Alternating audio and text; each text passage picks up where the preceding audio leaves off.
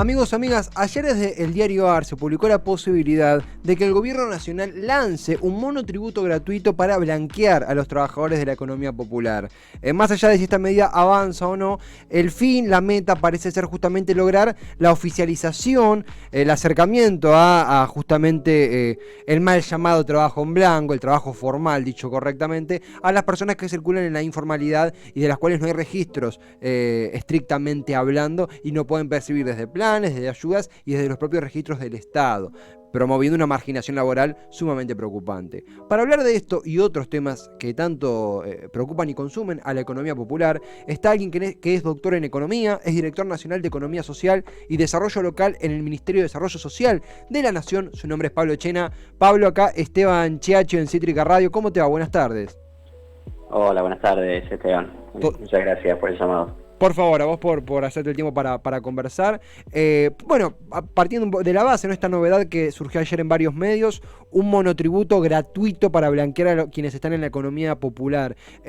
Para quienes por ahí la matemática, la economía nos cuesta un poquito, ¿esto en qué consiste? ¿Es algo ya confirmado? ¿Cómo ayudaría? ¿Qué nos podés contar sobre eso? Bueno, esto es un paso más en la estrategia de formalización que estamos llevando adelante nosotros de la economía popular. Empezamos con un registro, el Registro Nacional de Trabajadores y Trabajadoras de la Economía Popular, que ya cuenta con 3 millones de trabajadores inscriptos, y ahora en el segundo paso de esta escalera ascendente que llamamos nosotros de formalización de la economía popular, se crea este instrumento, que es un instrumento fiscal, que en un comienzo es gratuito, es un monotributo, gratuito por un tiempo, luego solventado en parte por el Estado Nacional, con la idea de que acá lo que buscamos es seguir formalizando el trabajo de la economía popular, un trabajo que lamentablemente estuvo subterráneo durante muchos años, y nuestro objetivo no es recaudatorio, sino justamente de reconocimiento de derechos laborales para el sector. Claro, claro. Pablo, también en ese sentido, porque por ahí uno dice economía popular e imagina, no sé, las ferias, ¿verdad? Que son economía popular, pero algo que conversamos y tratamos de difundir acá es que la economía popular también es la persona que vende puerta a puerta, la persona que no está formalizada, y todo eso se ha acentuado durante la pandemia. Te lo pregunto a vos, qué mejor ocasión. ¿Qué incluye economía popular? ¿Quién que está escuchando del otro lado y está incorporado a la economía popular y quizá no lo sabe? Bueno, la economía popular podríamos dividirla en dos grandes grupos de actividades. Unas que tienen que ver con lo comunitario, es decir, los servicios sociocomunitarios, comedores, las personas que trabajan en comedores, merenderos, centros de primera infancia, relacionados con el cuidado de ancianos, enfermos, etcétera. Por otro lado tenemos los clásicos oficios de la economía popular, aquel trabajador que va prestando servicio muchas veces por casas de familia, como son los oficios del carpintero, el albañil, el jardinero, esos serían los oficios. Y luego tenemos ramas que tienen que ver, por ejemplo, con la agricultura familiar, muy importante en la provisión de alimentos para el mercado interno, la rama del reciclado y el cuidado del medio ambiente, donde está todo el trabajo de lo que suelen conocerse como los cartoneros, que no es solo la recolección del cartón, sino también su procesamiento y el reciclado.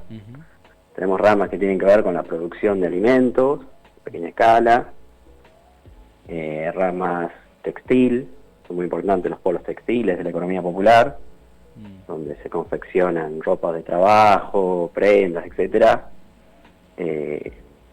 a un costo menor que al que uno puede acceder en los comercios tradicionales, pero que a su vez son personas que han sido en muchos casos provenientes de talleres con muy malas condiciones de trabajo. No tienen derechos laborales ante esa situación. Claro, sin derechos laborales, talleres que tenían trabajo, podríamos llamar esclavo, con condiciones de esclavitud, y que ahora, bueno, están trabajando, haciendo su tarea en polos textiles en el marco de la economía popular, muchos de ellos con el potenciar trabajo, con la ayuda del Estado para que compren la maquinaria, etcétera. Y bueno, pueden hacer lo que venían haciendo, pero en un régimen laboral mucho mejor. Ojalá nos gustaría que sea el mismo que el que hoy rige para el trabajador registrado formal. Estamos en ese camino, por eso es tan importante la formalización, porque eso va a permitir que estos trabajadores que te estoy nombrando, también sumemos lo que vos decías, la venta en ferias, Claro. los vendedores ambulantes, el trabajo en la construcción, que es muy importante, la construcción a pequeña escala, en cooperativas. Hay mucho trabajo cooperativo en la economía popular, o de pequeños grupos organizativos que se ponen a producir, por ejemplo, pan o pastas, Sí, alimentos, a precios, o sea, potenciando economías domésticas y a precios accesibles para mucha gente que no llega a costear la canasta básica, pueden, mediante esta gente, poner un pan y un vaso de leche sobre la mesa. Sí, porque lo hacen a precios accesibles y también porque es la manera que tienen estas familias de llevar el pan a su propia mesa, que han sido, en muchos casos, excluidos ya por muchos años del trabajo, del empleo en relación de dependencia formal.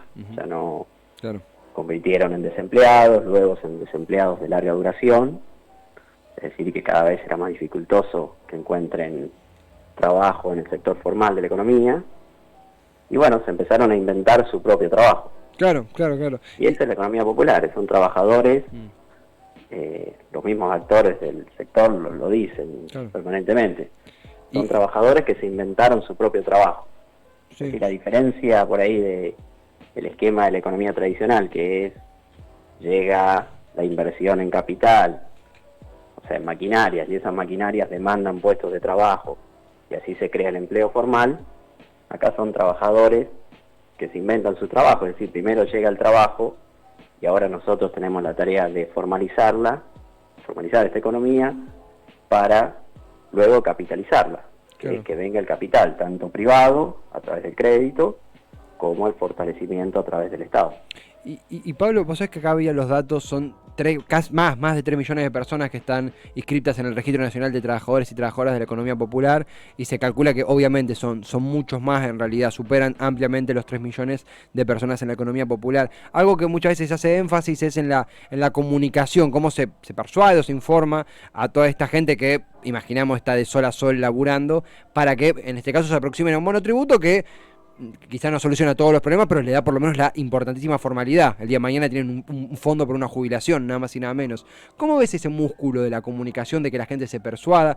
¿Qué han incorporado, qué han cambiado? En un tema tan mencionado del gobierno que es las falencias comunicativas, ¿cómo crees que se tiene que aproximar esto para que la gente lo sepa y se aproxime?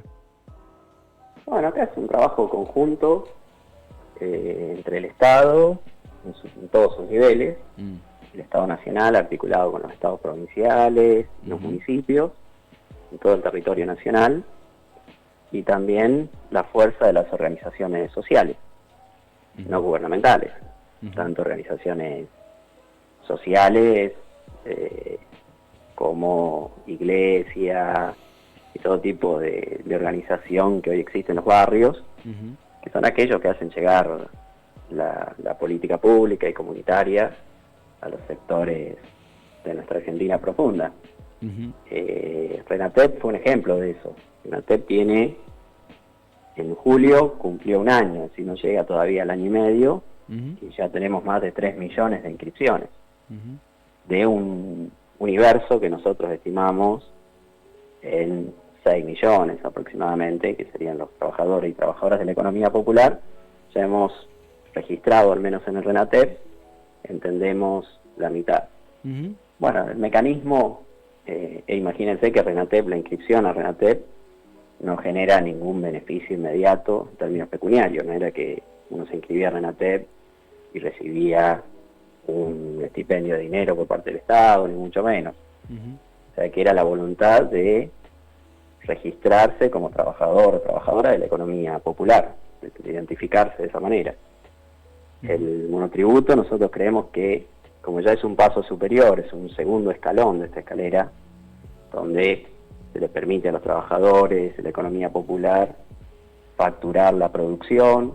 Esa facturación de la producción, junto con las cuentas bancarias que hemos ido abriendo, le permiten ir mostrando una historia de ingresos para luego acceder al crédito, que es muy importante, crédito tanto bancario como no bancario, y después, como bien señalabas vos, el derecho previsional, el derecho a jubilarse, y un derecho especial, un método de acceso especial también al sistema público de salud. El monotributista de la economía popular va a tener un mecanismo de acceso al sistema público de salud con un método mucho más ágil que el que hoy existe de ir simplemente a la guardia de un hospital. Sí, es un reconocimiento que imaginemos que una persona que está, por decir un caso, no sé, batiendo una olla para que un montón de pibes coman y no tiene protección laboral o no tiene cobertura, es algo que debe ser atendido urgentemente. Pablo, mencionabas también, bueno, el caso del RENATEP, el Registro Nacional de Trabajadores y Trabajadoras de la Economía Popular, lo remarcamos por si hay alguien del otro lado que está escuchando y se pueda aproximar, porque también es parte del beneficio que pueda acarrear. Te hago la última, sabemos que es un día súper movido, simplemente hemos hablado con diferentes, desde diputados, dirigentes, afines al gobierno, más o menos, pero cercanos al frente de todos, y está la frase muy en boga en campaña también, trabajos por planes. Digo, claramente hay un estigma social de los planeros, que eso es una cagada, digo, es un estigma, pero el propio gobierno lo está repitiendo en diferentes ocasiones. ¿Cómo ves esta estrategia que está encabezada por Sergio Massa? ¿Qué futuro le ves? ¿Cómo ves la reacción de la gente de la economía popular? ¿Qué sentís al respecto? Y los planes, o sea, para focalizarlo en el potenciar trabajo, es el principal programa que tiene hoy la economía popular para su fortalecimiento. Nosotros pensemos que son poco más de 1 millón de planes, 1.150.000 planes más o menos, números redondos, del potenciar trabajo. De ese número, la mitad es un salario complementario para trabajadoras de servicio comunitario. Claro. No tienen otro ingreso. O sea, el potenciar trabajo es el único ingreso que tiene hoy una trabajadora, por ejemplo, en un comedor, en un merendero, en un centro de primera infancia, con lo cual es el sustento, que obviamente es el ingreso del potenciar, más un nexo que le otorga el Estado en muchos casos, para que puedan llegar a, imagínate, el potenciar son menos de 15.000 pesos, con un nexo para que puedan subir, aunque sea 20.000 pesos, y puedan sobrevivir mientras hacen esa tarea. Claro, complementario. Se sobrevive, pero ahí es el eje fundamental de ese ingreso. Y después en las otras ramas de la economía popular, donde tenemos muchos titulares del potenciar trabajo, tienen otra posibilidad de ingreso, pero el potenciar es fundamental para permitirles llegar a un ingreso por lo menos por encima o similar a la línea de pobreza. Es decir, trabajadores, por ejemplo, cooperativizados del reciclado o de la agricultura familiar, como dijimos, o de los talleres textiles, de la producción de alimentos, todo lo que estuvimos mencionando, tienen el ingreso por la venta de su producto que hace la cooperativa, y eso se reparte entre los asociados, y aparte el potenciar trabajo como un salario complementario para que puedan llegar a fin de mes. En esos casos, el potenciar trabajo representa un 40% del ingreso y el otro 60% lo obtienen vendiendo los productos que están fabricando, tomando en cuenta de que lo hacen en condiciones de informalidad y con maquinarias que en muchos casos son obsoletas. Y con un espíritu solidario tratar de incorporar la mayor cantidad de trabajadores posible. Entonces, son emprendimientos que nosotros tenemos que ayudar a que escalen desde el Estado, fortalecerlos, no solo porque hay un montón de puestos de trabajo ahí, sino porque mientras estén en la informalidad es muy difícil incrementar la productividad, porque no pueden acceder a las maquinarias, es el huevo de gallina, es decir. Y también, no, para ver si comprendí bien, no, si no se aumenta esa productividad mediante la formalidad, no aumenta el ingreso, por ende le termina sacando un plan complementario y termina perdiendo ingresos la persona, porque no puede fomentar el ingreso del laburo porque justamente no está en la formalidad, es como una regresión. Claro, o sea, si le sacás eso, le sacás el pie de apoyo para tratar de dedicarse a trabajar y poder aumentar la producción, formalizarlo para que puedan acceder al crédito, a programas de maquinaria del Estado, bueno, hay distintos mecanismos, insuficientes todos, pero que estamos trabajando para amplificarlos. Pero si le sacamos el ingreso de base que tienen, se caen. Digamos es el universo del grueso del potencial trabajo. Luego hay un universo menor, fundamentalmente de jóvenes, que pueden llegar a insertarse vía capacitación si comienza a recuperarse la economía de manera significativa, como tenemos esperanza que suceda, en el sector formal tradicional, en el empleo formal privado. Y en ese sentido, bueno, acaba de salir ayer un decreto que va en esa línea, el proyecto de masa igual, etcétera. No está mal tampoco que existan estos puentes, que el Estado facilite la capacitación y la inserción al empleo formal privado, pero tenemos que tener en mapa del todo. Nosotros decimos, el grueso de los trabajadores que hoy tienen y trabajadoras que hoy tienen el potencial trabajo son trabajadores de la economía popular que están desarrollando su tarea y que bueno, transformar los planes en trabajo sería fortalecerles en muchos casos el trabajo que están haciendo. Claro. Mejorarle el trabajo que hacen, no hace falta que vayan a trabajar a una empresa pyme, porque bueno, también no nos olvidemos que cada persona que va de un programa social y se incorpora a una empresa, muchas veces otra persona que no tiene el programa no tiene la posibilidad de hacerlo. Entonces hay que ir ajustando o calibrando eso para que no generar inequidades. No, claro, es muy bueno el ejemplo del pie de apoyo, ¿no? De cómo funciona como un complementario. Digo, estalla por los aires ese prejuicio que, de nuevo, yo siento que es una cagada, que es planero, cuando la gente que percibe un plan también tiene un laburo complementario. Y de nuevo, si no metes a productividad mediante la formalidad, como bien vos lo explicabas, terminás sacándole poder adquisitivo a personas que ya están con el agua al cuello. La verdad, Pablo, queda muy claro. Queríamos conversar porque son temas que si le pasamos la radiografía mediante estas charlas, la podemos entender mejor y difundirlo, y porque no alguien que está del otro lado aproximarse a lo que hacen en el Registro Nacional de Trabajadores y Trabajadoras de la Economía Popular, y ojalá que esa gente la abrace próximamente la formalidad para reconocer ese laburo que hacen. Pablo, sabemos que son días recontra movidos, gracias por tomarte el tiempo para charlar, incluso resolver nuestras dudas, y bueno, ojalá que sea la primera de muchas, ¿te parece? Sí, por supuesto. Déjame comentarte nada más, de esto que decías vos, de la idea de que la gente que recibe los planes no trabaja. Esas son una de las grandes ficciones que la realidad las da por tierra, es decir, los datos y la realidad. Imaginémonos que el grueso de la economía informal muchas veces está en el conurbano, y hace falta ir al conurbano para darse cuenta que es un hormiguero de gente haciendo cosas, que no para nunca. O sea, difícil es pensar esa ficción de que la persona que está en informalidad o que recibe planes está todo el día, no sé, sentada en la esquina. No resiste ni siquiera una mirada somera por los lugares donde habita la economía popular. Y menos en la pandemia, que todos vimos como vecinos o familiares o gente muy querida tuvo que reinventarse 70 veces y por todo lo que ocurrió. Coincido. Pablo, gracias por el tiempo, a disposición, y será hasta la próxima, si te parece. No, gracias a ustedes por el llamado y bueno, un placer, a disposición para cuando quieran conversar. Lo mismo, Pablo, muchísimas gracias a él, a Pablo Chena. Él es doctor en economía, es director nacional de Economía Social y Desarrollo Local en el Ministerio de Desarrollo Social de la Nación.